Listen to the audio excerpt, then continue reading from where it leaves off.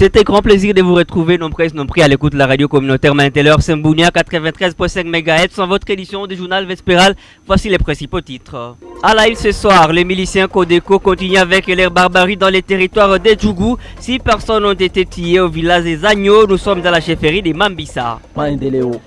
Et les étudiants de l'université de Bounia ont été sensibilisés sur la réserve armée la défense et RAD. C'était au cours d'une activité organisée au sein de cette institution universitaire. Et les chefs du secteur de Walendu Djati appellent donc toute la population de son entité à œuvrer pour la paix afin que le développement durable soit palpable. Vous aurez à l'écouter dans votre édition du journal. Voilà les 3 titres choisis parmi tant d'autres. Les détails vous arrivent ici. Et maintenant, Jassi combat à contrôle la partie technique. Ce journal vous est présenté par Joseph Muhindo Tissouti. Voici votre édition du journal au complet. Excellente condition d'écoute à vous toutes et à vous tous. Commençons avec l'affaire des sécuritaires. Les gelés bien annoncés au sommaire. Les miliciens, la coopérative pour le développement du Congo, Codeco, continuent à hanter la province de l'Ituri. La nuit de vendredi à ce samedi 15 février 2025, ces miliciens ont tué 6 civils au village des Agnon, du Krouma, Mayari, Bonousso, Macheferi, de Mambissa, en territoire de Djougou. Voici les détails. Selon Thierry Madino, président de la communauté Mambissa, qui a livré les formations à votre radio, il précise que ces miliciens sont venus de Pimbo dans le secteur de Walendu Djati pour venir tuer ces 6 personnes, parmi lesquelles figurent 3 enfants, 2 femmes et un homme. Il regrette la passivité des militaires FARDC qui sont à quelques mètres de la zone où s'est passé ce drame. Il y a eu encore attaque dans les villages Zanyo, en groupement de Mayaligo, en chefferie de Mambissa, où on a perdu 6 personnes, dont 3 enfants et 2 femmes. Ce serait perpétré par les assaillants de Codeco qui sont venus de Pimbo. Il y a même un régiment militaire à 100 mètres de lieu de drame qui n'a pas pu intervenir.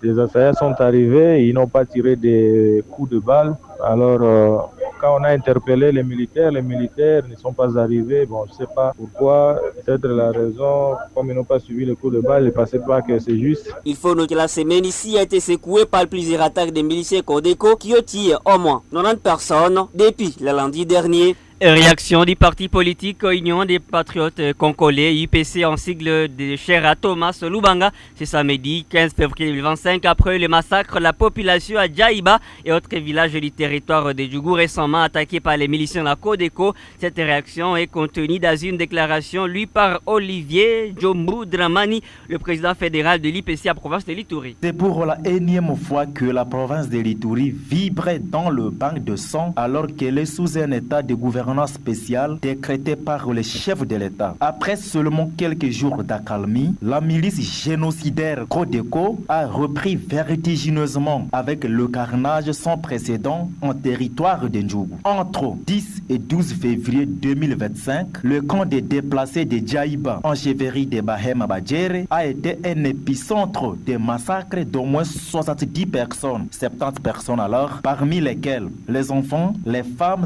et les personnes et de 3e âge. Par la suite, entre la nuit du 14 et 15 février 2025, cette même chefferie a été cible d'attaque de cette même milice génocidaire ayant coûté vie à au moins 6 personnes dans le village. Sans oublier les 6 cas des agneaux de groupement Mayalibo en chefferie de Mambissa par la milice Codeco venue de Pimbo. Ce qui est étonnant est que ces attaques dans les camps de déplacés sont justifiées par les autorités qui sont censées protéger la paisible population par une théorie, je cite, action-représailles. Une question peut être posée. Existe-t-il une relation entre les miliciens et les vulnérables déplacés qui croupissent quotidiennement dans la misère, leur imposée injustement par ces racailles impénitentes dont le crime est méphistophéliquement défendu? Quelle anomalie! Par ailleurs, en territoire du Roum, les milices Maïmaï et Adef Nalou ne cessent de terrasser les civils innocents n'ayant aucun droit à la circulation paisible. Se référant à ce qui est ici mentionné, l'Union des Patriotes Congolais, Fédération de l'Ituri, exige aux autorités, tant provinciales, nationales qu'internationales, d'instaurer l'état de droit en province de l'Ituri et de mener des enquêtes indépendantes afin que soient traduits devant les juridictions compétentes les auteurs de ces crimes. Faire la paix est son cheval de bataille, voilà ce que donc veut faire le chef des secteurs de Walendou Piti en du territoire de Djougua, province de Lituri, vendredi 14 février 2025. Et Tchoumo Dieudonné appelle la population de son entité et des entités voisines à, malgré leurs différentes agitations et sécuritaires de séjour, à faire la paix qui est la gage de développement durable. Voici Tchoumo Dieudonné. Nous avons connu un problème vers groupement Dzna avec les voisins, donc ça a brûlé chez moi et chez les voisins. C'est quelque chose que nous avons décrié. C'est pourquoi même du côté de Pagouta, Rupukelo, nous avons aussi connu des problèmes. J'ai été informé de ça. Moi, j'ai toujours été l'artisan de paix. J'appelle ma population et même la population des voisins à vraiment construire cette culture de paix et la cohésion sociale intercommunautaire, parce que c'est ça même le gage de développement. Si nous ne pouvons pas le faire, maintenant ça va nous embrouiller. Il faut vraiment faire la paix comme Christ en a dit pour tous les chrétiens. C'est ce que je veux vraiment vouloir, parce que la calmie qu'on avait connue là avait déjà des effets positifs sur la vie quotidienne de toute la population. Comme j'avais dit, cette année n'était pas pour moi une année de la calmie, c'était pour la paix totale. C'est comme ça que je vais demander à toutes les couches de ma compagnie pour que nous ayons vraiment cette paix totale. Ça va vraiment beaucoup nous aider. Et puis, j'ai dit ma compassion à la chefferie de Badjere, où il y a eu des problèmes. Nous avons milité. Je crois qu'on a la calmie. On va continuer de le faire ensemble, parce que quand ça brûle chez les voisins, donc on est mal à l'aise. Voilà, nous venons donc d'écouter le chef du secteur de Walendou Piti, c'était au micro de votre radio. Je l'ai bien annoncé au sommaire, après l'étape et la commune Nyakasanza, les étudiants de l'université de Bunia Inibou ont été sensibilisés à la campagne de veille de conscience des jeunes étudiants pendant cette période d'agression rwandaise. Cette activité a été organisée par la réserve armée de la défense RAD à province de Lituri. C'est samedi, 15e jour du deuxième mois de l'année 2025 à Bunia. D'après le colonel Ngabou Libandi, coordonnateur provincial de la RAD, l'objectif de cette activité était de sensibiliser les universitaires à adhérer massivement au sein de la réserve armée et la défense afin de défendre l'intégrité territoriale. Voici pour vous le colonel Ngabou Libandi. Cette sensibilisation s'encadre dans un esprit que je peux dire à des doubles missions. Première mission d'abord, c'est, vous connaissez bien que ce qui se passe dans le Grand Nord là-bas, Goma et vers Bukavu aussi. C'est ça ce qui nous préoccupe de venir rendre visite, voir nos enfants, nos étudiants à l'université de Bunia, Inibou. D'abord, c'est pour les sensibiliser, d'être très vigilants et avoir l'esprit de l'unité. Donc, c'est-à-dire, comme on dit toujours, l'union crée la force. Et la force aussi crée l'union. Donc, c'est-à-dire, nous avons une force à la RAD. Et cette force-là, nous ne pouvons pas garder ça pour nous-mêmes. La RAD a été créée, c'est pour que nous puissions sensibiliser, identifier, former et signer des contrats. Les gens qui vont adhérer, c'est ça, sont venus et aussi pour les dire. Nous puissions les impliquer l'esprit de résilience, l'esprit pour qu'ils puissent être prêts pour défendre notre parti. État que des étudiants, état que des enfants, ils ont aussi les moyens de défendre la patrie. Parce que vous connaissez la guerre d'aujourd'hui, on fait aussi dans ou bien un format des médias. Vous écoutez la radio communautaire Mantelor Sembounia 95.5 MHz. Votre édition des journaux se poursuit après une courte pause sonore. Notables, leaders communautaires, religieux, politiciens, membres de la diaspora se trouvant dans ces réseaux mafieux, les recrutements de jeunes au profit de la rébellion terroriste du M23. Ceci est une haute trahison. Désolidarisez-vous de ces mouvements terroristes M23, mais plutôt apportez vos soutiens aux forces armées de la République démocratique du Congo pour une victoire finale contre les terroristes du M23 par RDF. Attention, ne vous exposez pas à la justice militaire et internationale pour participation à un mouvement terroriste. Ceci est un message des forces armées de la République démocratique du Congo. Et parlons de cette information, de nouvelles nominations ont été faites à la direction nationale de la Commission nationale de prévention routière Saint-Père. C'est M.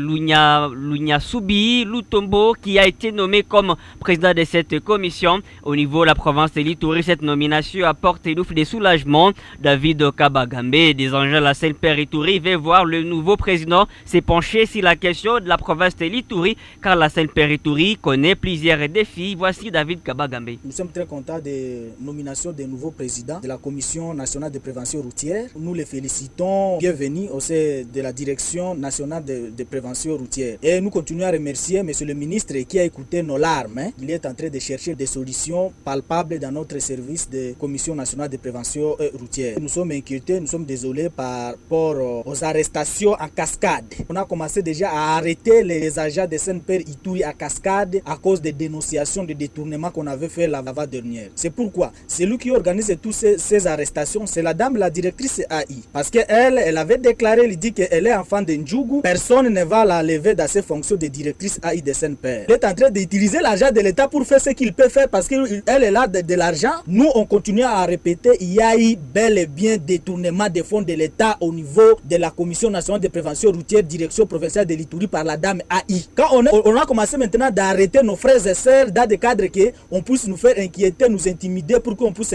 On ne peut pas se taire. S'ils vont nous arrêter, parce que nous sommes en train de dénoncer les habits de détournement des fonds de l'État, nous sommes prêts. C'est pourquoi nous demandons à notre cher président national, le nouveau président national, nous le félicitons et nous le prions de nous aider, d'intervenir le cas de l'Ituri dans l'urgence parce que ces dernières, vraiment, ça ne va pas. S'il y a moyen même de nommer d'abord un directeur AI en attendant la décision de son excellence, monsieur le ministre. Voilà, c'était David Kabagambe, la Sainte-Père province de l'Ituri et direction présentement province du Sud Kivu. Les rébellions 23 soutenus par les troupes rwandaises sont entrés dans la ville de Bukavu, chef-lieu de la province du Sud Kivu, dans la soirée du vendredi 14 février. Plutôt dans la journée avant leur arrivée, les images de nos confrères dans cette ville montraient une ville déserte. Peuplée d'environ 1 million d'habitants, la ville a abordé des boutiques et des entreprises fermées après la fuite de plusieurs civils. Après la chute de l'aéroport de Kavumu, désormais sous contrôle des 23 à 45 km de Bukavu, nos sources locales rapportent à la RCM que la panique s'est répandue dans les 3 communes de Bukavu où les soldats des FARDC, les jeunes Wazalendo, sont présents dans certaines zones. Les habitants décrivent une ville prise et sans affrontement majeur à l'exception des tirs sporadiques d'armes légères. Les mêmes sources soutiennent que même les autorités politico-administratives sont absentes de la ville. Entre-temps, des rumeurs se répandent selon lesquelles le rebelle soutenu par les Rwandais vise à prendre le contrôle d'autres villes. Dans les après-midi, des pillages des biens de la population sont enregistrés dans la ville. Et pendant ce temps, le chef de l'État congolais a vraiment confirmé bel et bien que c'est le chef de l'État congolais, Joseph Kabila, qui soutient bel et bien les M23. Il a affirmé à Munich lors de la conférence à laquelle il a pris part. C'était hier vendredi 14 février 2025. Et par cette information présentement, les activités socio-économiques sont restées paralysées. Vendredi 14 février 2025 et pendant le matin, des jeunes ont érigé des barricades sur certaines artères principales pour manifester contre l'assassinat de l'artiste musicien Delphin Katembo dit Del KTI Dengo. Dans certaines écoles, les élèves présents ont été renvoyés chez eux et par les autorités scolaires. Le maire de la ville de Beni, le commissaire supérieur principal, Ignofondo Jacob, présente ses condoléances à la famille de la victime ainsi que toute la population de la province du Nord Kivu ainsi que tous ces mélomanes de la planète Terre. Voici ici pour vous Ignofondo Jacob, commissaire supérieur principal et maire de la ville de Beni. Communiqué officiel. Chers habitants de Béni, nous avons été profondément bouleversés par la triste nouvelle de la mort de notre compatriote Delcat Idengo, assassiné sauvagement par le M23 en dehors de la ville de Béni. Nous tenons à exprimer nos sincères condoléances à sa famille biologique ainsi qu'à toutes ses connaissances. Nous appelons toute la jeunesse à faire preuve de responsabilité afin d'éviter de poser des actes de vandalisme et de perturber les activités quotidiennes de la ville. La mairie de Béni va accompagner la famille de notre compatriote Delcat Idengo tout au long du déroulement de cérémonies de deuil organisées en sa mémoire. Nous vous remercions et vous présentons une fois de plus nos très sincères condoléances. Informer sans nuire, informer sans condamner, informer sans s'impliquer, c'est nous la 85.5 MHz, votre fidélité de renfort. Vous, membres des groupes armés locaux, signateurs d'actes d'engagement de paix, sécurité et cohésion sociale en Ituri, nous vous invitons à ne pas collaborer avec les mouvements terroristes d'IM23-RDF. Déposez les armes et devenez Wazalendo pour la défense de la patrie selon la volonté du président de la République et commandant suprême des forces armées et de la PNC, Félix Antoine Tshisekedi Tshilombo. Vous, groupe armé en Ituri, notamment Codeco, Zaïre, FPIC, MAPI, FRPI et Maïmaï, vous êtes tous congolais. Ne collaborez pas avec les mouvements terroristes M23-RDF qui volent, violent, pillent nos richesses et tuent nos enfants, hommes et femmes, tous. Défendons la patrie, soyez Wazalendo. Ceci est un message des forces armées de la République démocratique du Congo. Et terminons cette édition du journal avec la page santé. Le monde célèbre la journée internationale de sensibilisation aux cardiopathies congénitales chaque 14 février de l'année. Ces malformations du cœur qui surviennent dès la naissance ont un traitement curatif, mais le mieux est de les prévenir. Et c'est ce que nous dit Aminata Kitambala dans ce reportage depuis la ville de Béni. Ces malformations du cœur sont fréquentes en République démocratique du Congo et certaines provoquent la diminution de l'oxygène dans les sangs, les cardiopathies cyanogènes. Comment les reconnaître? Le docteur Job Isombi est spécialiste en pédiatrie. L'enfant aura une coloration bleue, surtout des extrémités et aussi dans la bouche, qu'on appelle cyanose. Et à part ça, il y a certains enfants qui ne peuvent pas développer des signes de la maladie, mais la plupart vont venir à l'hôpital parce qu'en plus de cette cyanose-là, la maman va accuser un essoufflement. On va vous dire que non, cet enfant ici n'est pas à mesure d'escalader une petite colline.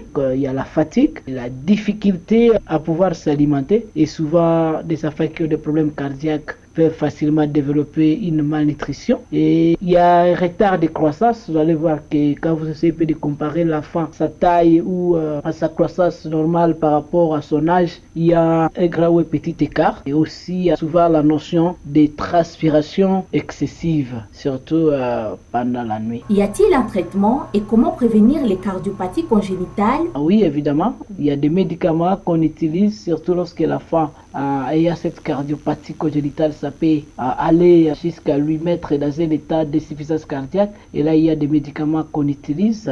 Donc, il faudra amène l'enfant à l'hôpital. Et là, ce sont les pédiatres cardiologistes. Et à plus de médicaments, on peut faire la chirurgie. Parce que la plupart de ces cardiopathies congénitales sont liées à certains défects du cœur, c'est-à-dire, par exemple, qu'il y a la structure des chambres cardiaques ne se sont pas bien formées. Si ce ne sont pas les chambres cardiaques, ce sont les valves cardiaques qu'on peut évidemment traiter par chirurgie. Le message que nous devons apporter à la population aujourd'hui, ça s'adresse beaucoup plus aux femmes enceintes, parce que comme je le disais tantôt, les cardiopathies congénitales surviennent comme une conséquence d'une gestion négligée de la grossesse. Donc, je conseillerais beaucoup plus aux femmes enceintes de pouvoir éviter l'alcool, les infections, comme par exemple la rougeole, le diabète gestationnel et surtout suivre réellement les consultations prénatales. La journée internationale de sensibilisation aux cardiopathies congénitales est célébrée le 14 février de chaque année. Ces malformations constituent dans tous les cas un handicap durable pour les personnes atteintes. Béni, la reine Aminata Kitambala. Et c'est avec cette page santé que nous mettons boucle à votre édition du journal. Merci à vous toutes et à vous tous de nous avoir suivis. Jean-Cy Rumba, à l'autre côté, la belle vitrée pour la prise de son et la mise en onde. Cécile à la YouTube, de l'autre côté, la vidéo. Merci à vous toutes et à vous tous qui nous suivez sur notre chaîne YouTube. Maintenant, Bunia TV, mais également sur TikTok. Maintenant, Bunia Info. Abonnez-vous, continuez toujours de nous suivre de partout où vous êtes dans le monde. Merci à Jospin Joachim, à Denis Maki, à Elias Loaïweka pour les concours rédactionnels. À leur nom, j'ai été choisi pour vous servir avec abnégation ce soir. Joseph Mouindo Tissouti, les programmes continuent sur la fréquence numérique de l'Ituri. Bye bye.